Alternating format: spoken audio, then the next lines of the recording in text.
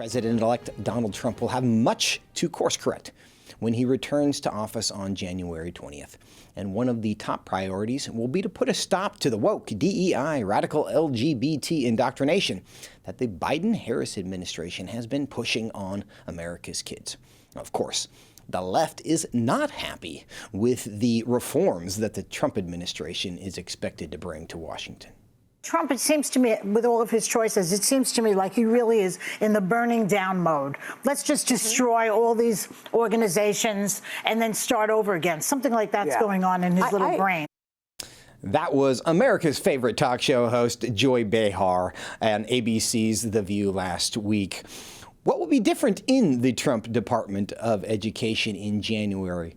Will schools return to prioritizing math and science over pronouns and Pride Month? Here with me now to unpack all of it is Meg Kilgannon. She's a senior fellow for education studies at FRC.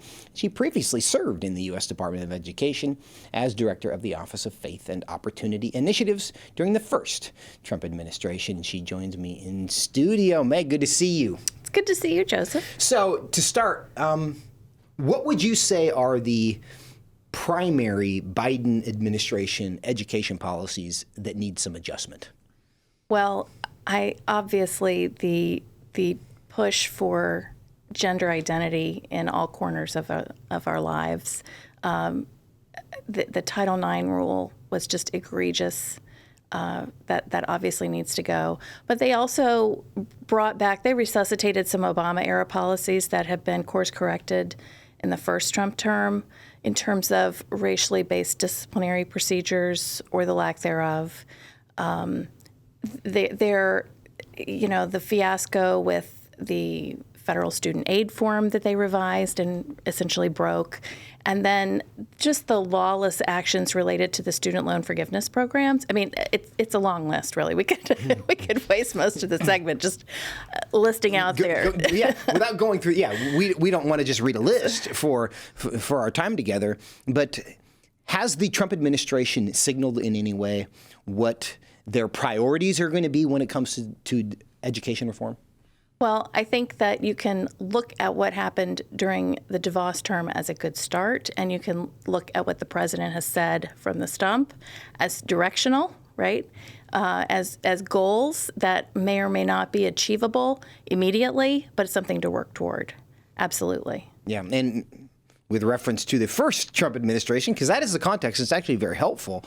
There was some discussion about, hey, maybe we're going to shut down the Department of Education, and Betsy DeVos was certainly a proponent of that, willing, it seemed, right? Yes. But it didn't happen. Yes. So why didn't it happen? Is that, and he's talking about it again, right. Why is this time going to be different, or is it? Well, Republicans like to blame Jimmy Carter for the Department of Education, President Jimmy Carter for the Department of Education, and I think that's reasonable.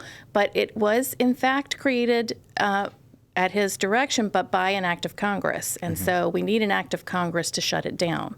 And we really haven't had serious bills to shut down the Department of Education to date. The iterations of the bills are getting better, right? They're getting more and more teeth in them as Republicans in the Senate are starting to actually think about the fact that we could maybe do this. We did just see legislation introduced to eliminate the Department of Education. Yes. And I don't remember who the sponsor was, but I know I saw the headline. Right. Is that a serious bill? It's a better bill. It's a better bill. But I don't think any of this talk is very serious if it doesn't include increasing funding for Title I schools and increasing funding for special needs kids. Explain why that matters. Because you need 60 votes to get this done in the Senate. And while Republicans have the majority, we do not have 60 votes. We need to get 60 votes. That means we have to go to incredibly liberal and out-of-touch senators in the U.S. Senate from deep, deep blue states to get their agreement on this. And so it's going to have to come with a little sweetener, we call it in D.C. parlance. Is that realistic? I think it is. I think it is, because the blue states are poorly run. They need education dollars from the federal government because they're over-promising and under-delivering in their states as it is. And so I think if you promise them increased funding for certain programs that the left loves, and that honestly, I mean, I don't think anybody who voted for President Trump wants poor kids to suffer. And we certainly True, don't I want agree with special needs kids to not be served in school. Obviously, we do want those things. That's the whole point of federal government. It should be pretty much the basics of federal government is taking care of the situations that are difficult, that are beyond a state or a locality's need, right? So that I think could get us somewhere on shutting down the Department of Education. You mentioned the 60-vote threshold that is required to get something through the Senate. And that doesn't seem to have ever been a problem for the Democrats when they have a trifecta in D.C., yet not 60 votes in the Senate. In the past, it seemed that's always kind of been a hurdle for the Republicans. Is there any part of you that's afraid that we're talking this really big game? You still got to get all of Congress involved, including the Senate. They have the 60-vote threshold requirement. Is there any part of you that is concerned that they're going to be like, gosh, we would love to. We just didn't have 60 votes in the Senate, so nothing happens? Of course. That's highly likely. I mean, we have a lot of experience. What was it Rush used to say? Wisdom guided by experience or something like that. We know that is likely to happen because that's what has happened previously. So what we need to do is while we have a Department of Education, we need to be running it like Republicans should run it. What does that mean to you? That means to me that we're going to not weaponize the institution. We're going to run it in a fiscally responsible way. We're not going to flout constitutional norms in running the student loan program, for example. We're going to stay within the rules, within the guardrails of common sense, and with an understanding of what it is that people expect from the department, which is not much. What, people don't expect much, you mean? People shouldn't, because education is the purview of the states and localities. And so little of the funding for education comes from the department that it should not wield this level of influence that it wields. That's part of the problem. It's a big bully pulpit. Yeah, and the question is really who should be making the decisions about education. President Trump was very clear as candidate Trump that this should be made at the local level. Absolutely. Let's get the federal government out of that process. Stay with us when you come back over the break, because when we do come back, Meg will still be here, and we're going to talk specifically about how do we root out the DEI, CRT, all the acronyms out of our education system. Now, Meg, picking up on our conversation, how do we specifically, there are lots of concerns about the ideology that's being transmitted through our public education system, much of which is very concerning to parents.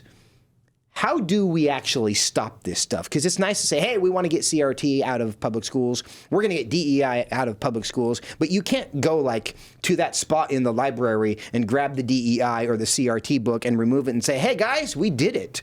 How is this actually transmitted? And then consequently, how do you solve that?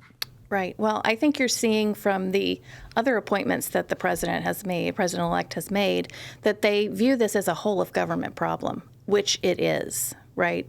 So in terms of for the Department of Education, there's a lot you can do with financial incentives and disincentives for, having diversity, equity, and inclusion staff on college campuses, for example. There are ways to use the Office of Civil Rights that incentivizes people in order to avoid investigations for civil rights violations. Because when you have these programs related to DEI and CRT and gender identity, you are infringing on the civil rights of many, many other people in the process of advancing that agenda. So if you use the Office for Civil Rights to start investigations in some big school districts, to let people know that we're not going to tolerate that behavior, I think that people will conform. Now, that's not going to change their belief system. It will change behaviors.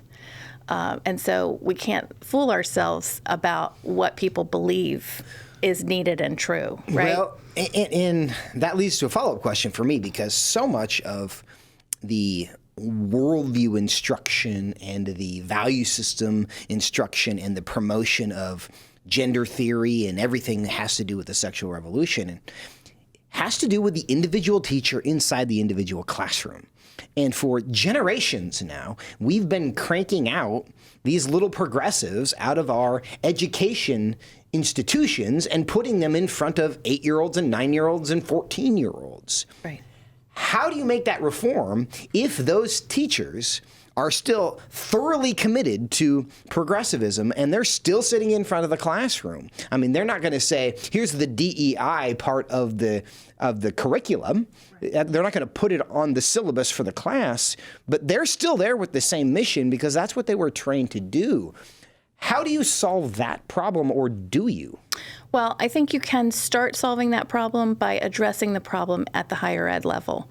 When you get DEI out of the educational institutions that create the teachers, then you have a better prepared teacher.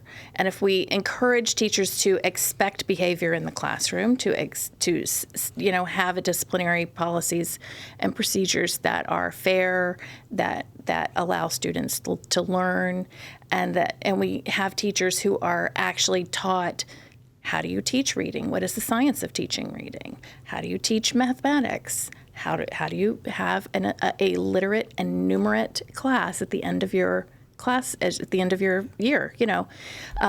That will go a long way toward addressing the problem. But still, you do have this issue of the ideology, right? So I think that we're going to see, they talk about the border, the idea of self-deportation.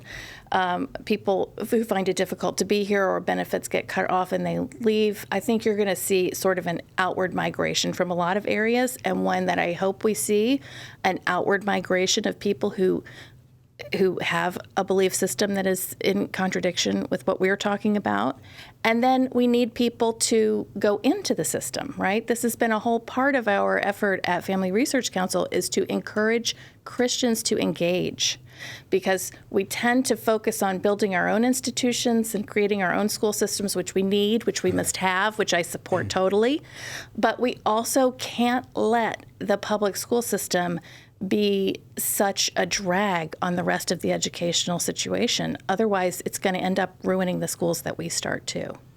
Yeah, it seems to me a really big kind of long-term problem. I think back to when my wife went through a education program.